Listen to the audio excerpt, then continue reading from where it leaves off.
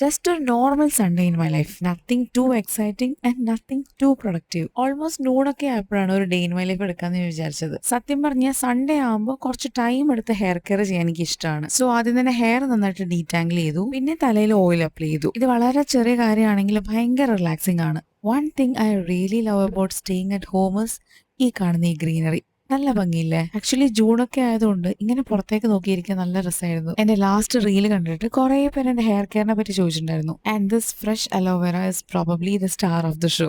ഞാൻ വെറുതെ പറയല്ല, എന്റെ ഹെയർ ഭയങ്കര സിൽക്കിയും സോഫ്റ്റ് ഒക്കെ ആക്കാൻ ഹെൽപ്പ് ചെയ്തൊരു സാധനം തന്നെയാണിത്. അപ്പോഴേക്കും നീ ഉണർന്നു.